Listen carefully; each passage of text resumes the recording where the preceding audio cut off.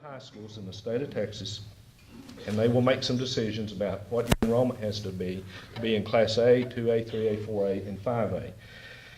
We're going to bump into 5A in the next alignment.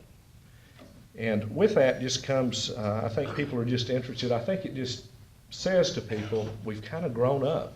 This adolescent school district, in terms of our size, is kind of burgeoning now, and we've kind of grown up and into ourselves. And what do we do going out 5 or 10 years when we're going to have that second high school?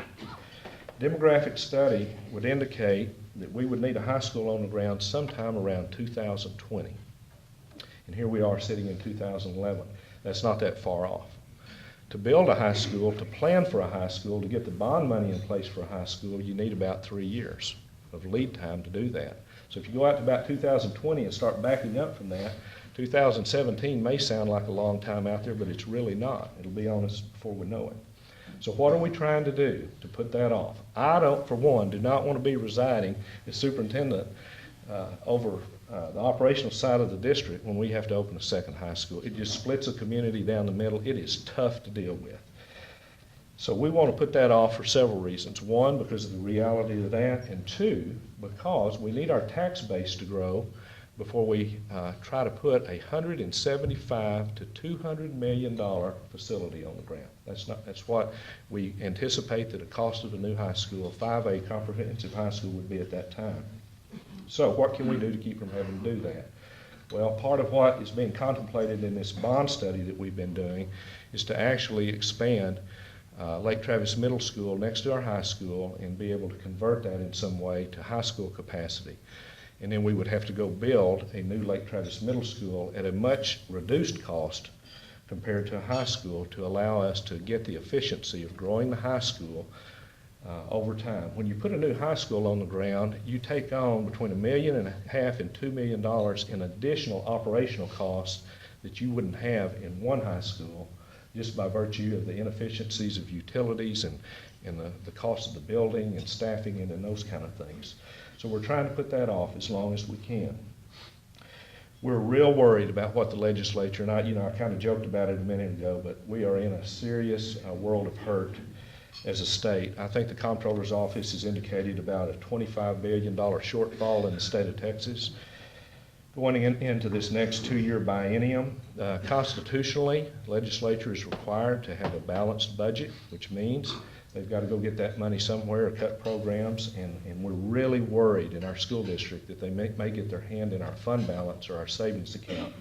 As I mentioned earlier, we've got about $22 million in that, and we just can't afford for any of that to be taken from us or us to have to pull that down because the state can't afford to fund us at the rate that they really need to.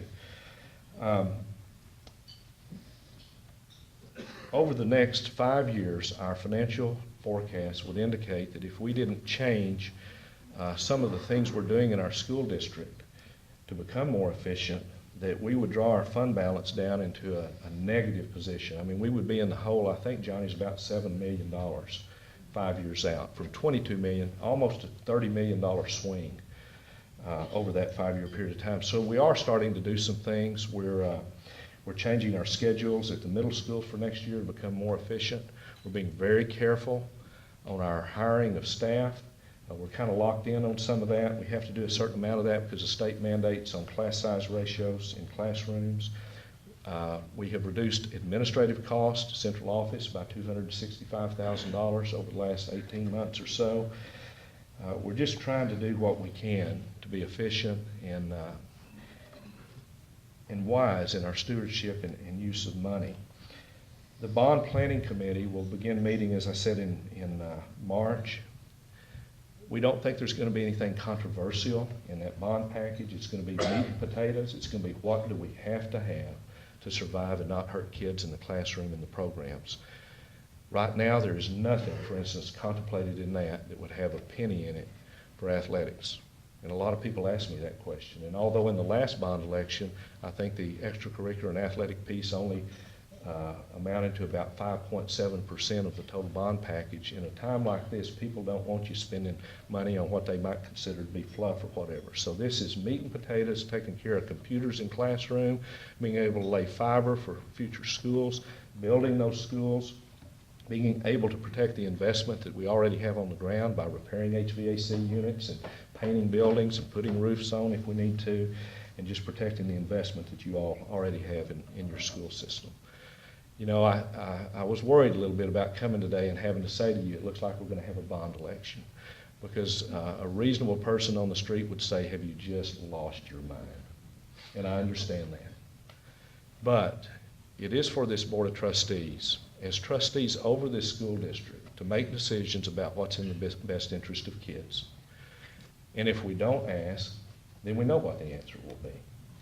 And it's really up to the community to make that decision as to what they want for their school system going out over time, what quality of school system they want, and whether or not they can stomach what that might be in terms of the cost to do that.